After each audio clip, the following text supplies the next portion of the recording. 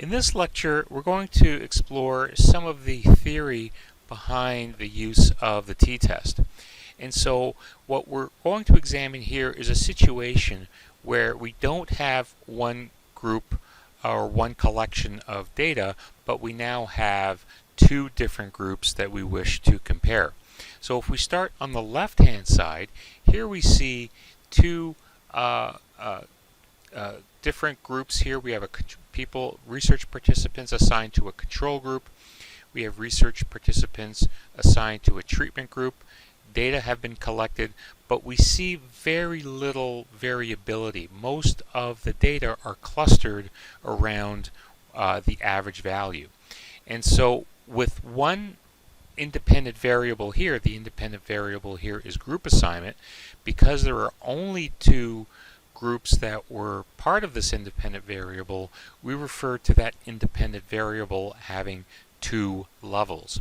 If there was a third group that participants could have been assigned to, then we would still say it has one independent variable, but it has three levels.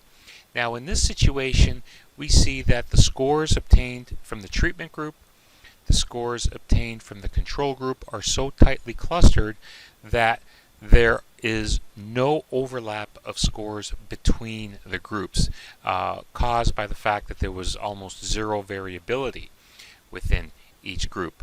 And so in the situation such as this, we would state that the independent variable explains all of the differences between the two groups. Now a situation that's certainly much more realistic on the right-hand side, instead of having all the data clustered around the average, we see a more realistic distribution of scores obtained from the treatment group and the control group.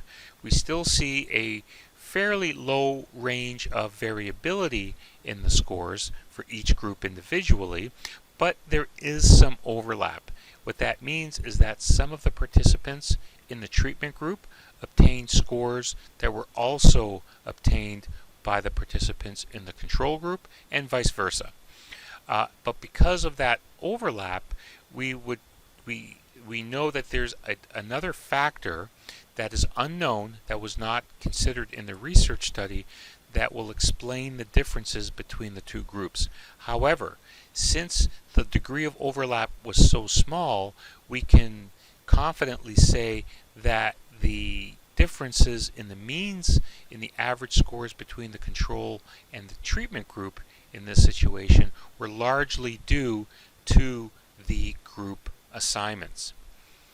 Now in this example on the left-hand side, here we see another possibility that is also very realistic. So here we still see participants assigned to a control group, participants assigned to a treatment group, and the distribution of scores obtained from those two groups, but we see a more platykurtic distribution for both groups here, causing not just a wider variability, but a much greater degree of overlap between the two groups. So there are many common scores that occur between the two groups. So the individuals in the treatment group, if we follow this curve into the negative direction, we see that all these individuals have scores that were the same as those in the control group. And the big question here is that overlap the result of random chance,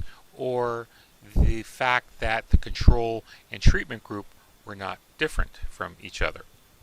So in a situation like this, the group assignment explains much less of the difference between the groups, as we saw on slide 18.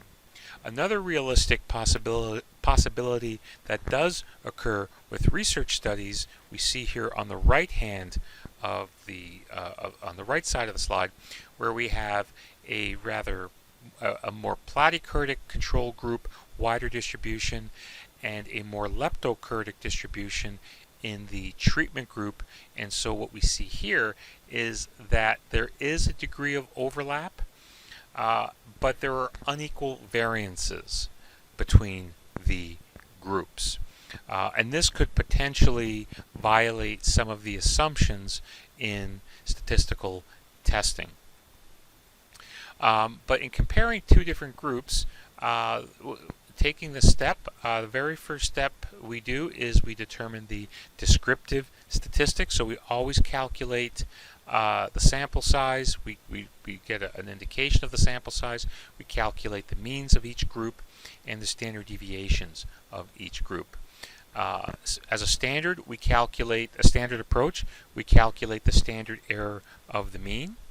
We then calculate the t-value, and then we compare our calculated t-value to the critical t-value. So we follow the same approach that we did with the one sample t-test, except in this case, we're instead of comparing to a hypothetical population, we're comparing to another group of real data. And so in terms of calculating the standard error of the mean in step 2, there are a couple of different approaches here that depend upon the situation. This approach is what is often defined as a conceptual relationship, where the standard error of the mean, what we're looking for here is the standard error of the mean differences between the first group and the second group in the study. That's going to be equal to the square root of the squared standard error of the mean of the first group and the squared standard error of the mean of the second group, as these two are added first. Make sure that they're squared each individually, then they're added, then we take the square root. In some situations, another problem that can arise are groups that have unequal sample sizes.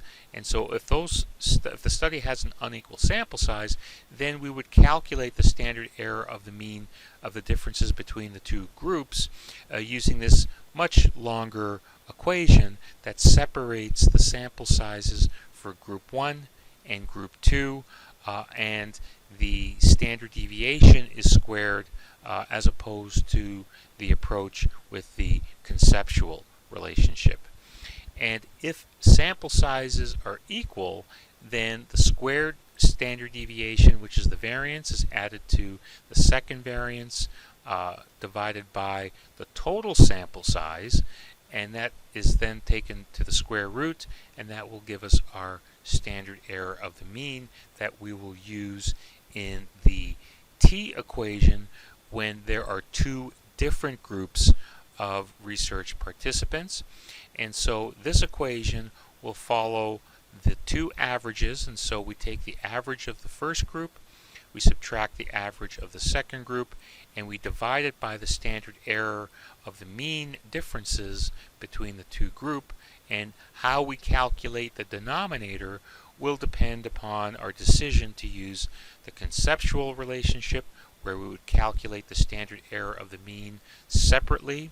We then square them, add them, and then take the square root. Or we would take this approach if the sample sizes were not equal, or this approach with taking the variances divided by the total sample size if those sample sizes were the same. So this ends this video on introducing the two-sample t-test.